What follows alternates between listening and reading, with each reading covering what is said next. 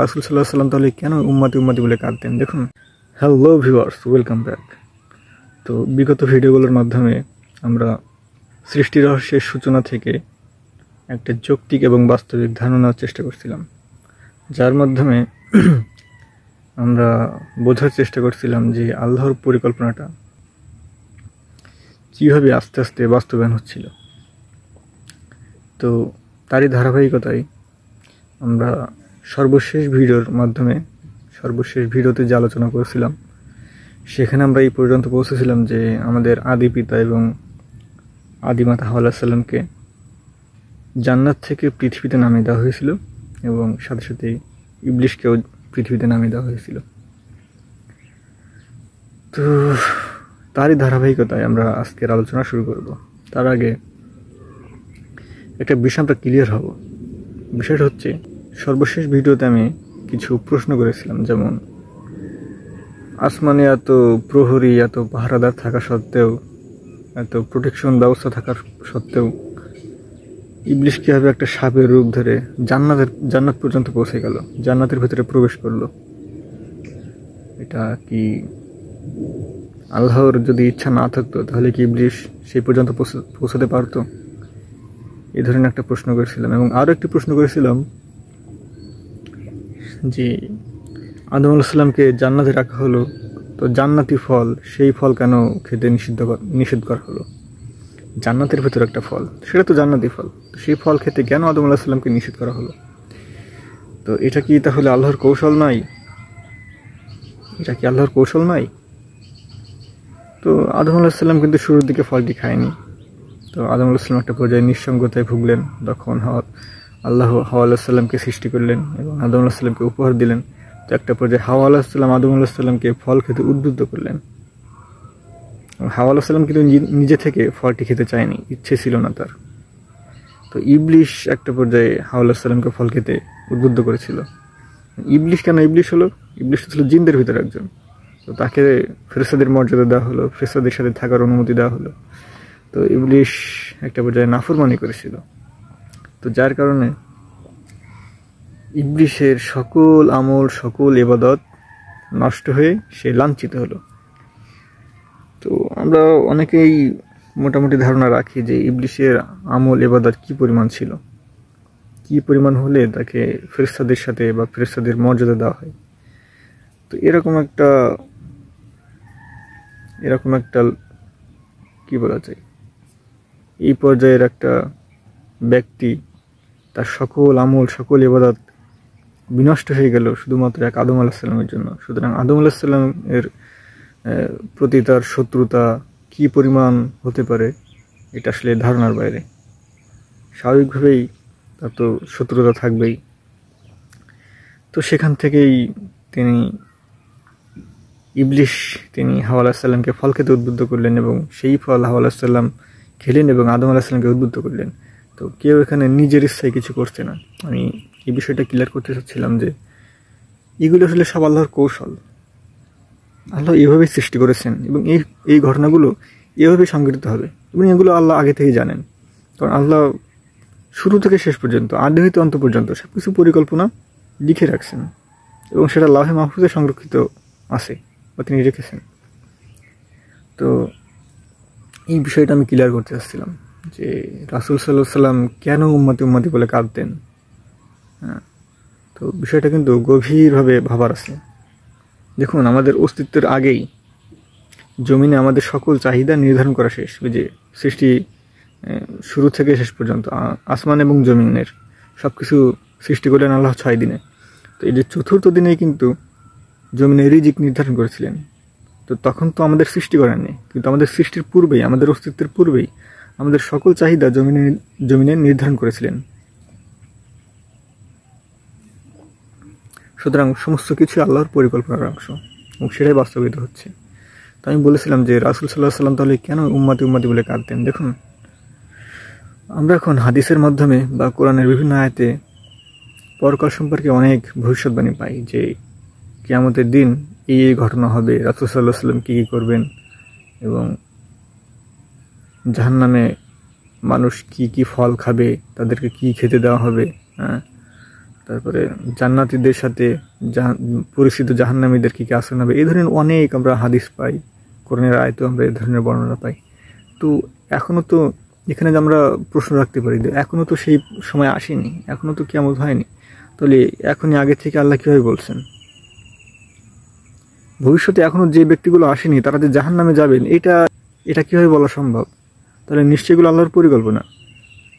এখানে আমরা একটা প্রশ্ন রাখতে পারি, যেমন ধরুন আজকে আমি আপনি মুসলমান, আমরা কোরআনের ধারে কাছেও নেই, হাদিসের ধারে কাছেও নেই, কিন্তু আমরা জন্মগতভাবে মুসলমান। তাই দেখুন অন্তত সপ্তাহে একদিন হলো জুম্মার দিন আমরা নামাজটা পড়ি। কিন্তু যে অন্য ধর্মের কোনো বংশে বা গোত্রে যে জন্ম নিল, সে তো নামাজ কালাম পড়বে না, সে তো স্বাভাবিকভাবে তার ধর্মের যে কালচারটা আছে সেটাই তো মানবে, এটাই তো স্বাভাবিক নয়? তো সে যে অন্য গোত্রে অন্য ধর্মে জন্ম নিল, এর পেছনে কার হাত? তার অপরাধটা কি? এই পরিকল্পনাটা কার? এই কৌশলটা কার? আমরা হাজার ভালো কাজ করি, হাজার আমল ইবাদত করি না কেন, একটা কাজ যদি আল্লাহর অপছন্দ হয়, সেই অজুহাতে আল্লাহ আমাদের জাহান্নামী করতে পারেন। আমরা সারা জীবন খারাপ কাজ করলাম, একটা সিজদা যদি আল্লাহর কাছে কবুল হয়ে যায়, তাকে আল্লাহ জান্নাতি করতে পারেন। আমার কথা না এগুলো, কোরআন হাদিস দেখুন আপনি। তো সব কিছু তাহলে আল্লাহর ইচ্ছাই হয়। তাহলে এই বিষয়টা কি ভাবার নয় যে আসলে রাসূল কি এই বিষয়টা কি ভাবতেন না যে আমার উম্মত যাদের কোনো অস্তিত্ব আসেনি তারা জাহান্নামে যাবে, অথচ তাদের কিছু করারই নেই?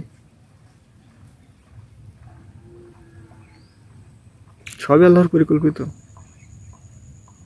তো যাই হোক, এই বিষয়গুলো আশা করি আপনারাও চিন্তা ভাবনা করবেন, চিন্তা গবেষণা করবেন। তো যাই হোক, আজকে এমনিতেই এই বিষয়টা ক্লিয়ার করতে অনেক লম্বা আলোচনার মতোই করে ফেললাম। তো যাই হোক, আমরা খুব শর্টকাটে একটু সামনের দিকে আগাবো। তো চলুন আমরা শুরু করি। তো আদম আলাইহিস সালাম এবং হাওয়া আলাইহিস সালামকে পৃথিবীতে নামিয়ে দেওয়া হলো।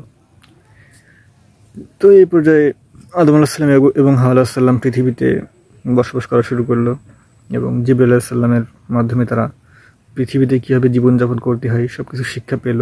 আল্লাহ তাদেরকে দিলেন এই শিক্ষাটা। তো এর মাধ্যমে আদম আলাইহিস সালাম এবং হাওয়া আলাইহিস সালাম পৃথিবীতে বসবাস করতে লাগলেন। তো তাদেরও সন্তান সন্ততি হলো পৃথিবীতে। তো এখানে একটা প্রশ্ন দেখুন, আদম আলাইহিস সালাম এবং হাওয়া আলাইহিস সালাম তারা জান্নাতে ছিল, তারা ফেরেশতাদের দেখছে, আল্লাহর সাথে কথা হয়েছে তাদের, কিন্তু আদম আলাইহিস সালামের যে সন্তানগুলো পৃথিবীতে জন্ম নিল, এরা কি জান্নাত দেখছে, আল্লাহকে দেখছে, নাকি ফেরেশতাদের দেখছে? তো এদের যদি কিছু জানতে হয় তাহলে কিন্তু শুনে শুনে জানতে হবে, সেটা আদম আলাইহিস সালামের মাধ্যমে হোক বা জিবরাইল আলাইহিস সালামের মাধ্যমে হোক। তারা যেটুকু জানবে সেটুকু শুনে জানবে, দেখেনি, কিন্তু নিজের চোখে কিন্তু দেখেনি কিছুই। তো একটা বিষয় থাকে না, ওই যে বাঘ খুব ভয়ঙ্কর, তো বাঘ ভয়ঙ্কর তুমি জানলে কি হবে? তুমি দেখছো না, ভাসুর দেখছে। ও, তো ভাসুর দেখা আর নিজে দেখা বিষয়টা কিন্তু অনেক পার্থক্য। তো বিষয়টা কিছুটা ওই রকমই।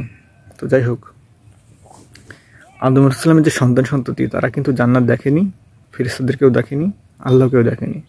সুতরাং তাদের বিশ্বাস আর আদম আলাইহিস সালামের বিশ্বাস এক হবে না, পয়েন্ট। তো আমরাও ঠিক সেরকমই, আমরা তো জান্নাত দেখিনি, আমরা তো আল্লাহকে দেখিনি, আল্লাহর কথাও শুনিনি, আমরা তো মুহাম্মদ সাল্লাল্লাহু আলাইহি ওয়াসাল্লামকেও দেখিনি। আমরা দেখছি কি একটা লেখা একটা বই, কোরআন। হ্যাঁ, এখানে যদি আপনি যান তাহলে আপনি বুঝতে পারবেন যে কোরআনের কথাগুলো সত্য। কিন্তু হ্যাঁ, আমি বুঝলাম, কিন্তু আমি তো জান্নাত দেখিনি, তো নিজের চোখে তো দেখিনি, আমি তো আল্লাহকে নিজের চোখে দেখিনি। তো আমার উপলব্ধি আর আদম আলাইহিস সালামের উপলব্ধি তো এক হবে না, তাই না? তো আদম আলাইহিস সালামের সন্তান সন্ততি হলো পৃথিবীতে, এবং তাদের ভেতরেও শুরুতেই খুব বেশি দিন গেল না, ওই যে হাবিল এবং কাবিলের যে ঘটনাটা আমরা অনেকে জানি, নতুন করে বলার কিছু নেই। যে ভাইদের ভেতরে রক্তপাত, এক ভাই আর এক ভাইকে হত্যা করলো, এরকম ঘটনা ঘটে গেল। কেন ঘটলো? কারণ তারা তো আর জান্নাত জাহান্নাম দেখেনি, তারা তো পৃথিবীর মানুষ। আদম আলাইহিস সালাম তো জান্নাতি মানুষ, কিন্তু তারা তো পৃথিবীর মানুষ। তো আজকে আর বেশি কথা বলবো না, ভিডিওটা এমনিতেই অনেক বড় হয়ে গিয়েছে। চিন্তা করবেন, গবেষণা করবেন, আর যদি পারেন কোরআনটা একটু পড়বেন। কোরআন দেখে ভয় পাবেন না। ও বাবা কি জিনিস, হাত দিলেই বোধ হয় গোনা হয়, ভয়টা করবেন না। কোরআনের কাছে যান, সাহস নিয়ে এগিয়ে যান। এই কোরআন তো আপনার জন্য, আমার জন্য, গরু ছাগলের জন্য নাকি? কার জন্য কোরআন? মানুষের জন্য। তা আপনি পড়বে না তো পড়বে কে? আপনি ধরে নিয়েছেন এই যাদের দাড়ি টুপি আছে, যারা ওই যে ওয়াজ নসিহত করে, এরাই পড়বে শুধু। এরা পড়বে, এরা মানুষ, আপনি মানুষ না। আপনি শোনা কথা এখানে কান দিবেন, যার বুঝ তার কাছে। তো আজকে আর বেশি কথা বলবো না, সবাই একটু চিন্তা গবেষণা করবেন, জীবনের উদ্দেশ্যটা বোঝার চেষ্টা করবেন।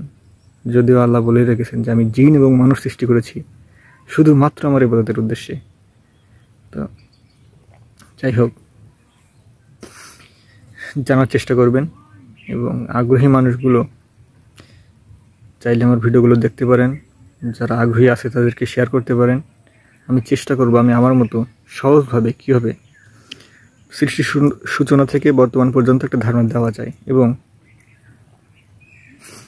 খুব সহজভাবে এগুলো বোঝানোর চেষ্টা করব। তো আজকে এই পর্যন্ত, ভালো থাকবেন, সুস্থ থাকবেন, ধন্যবাদ।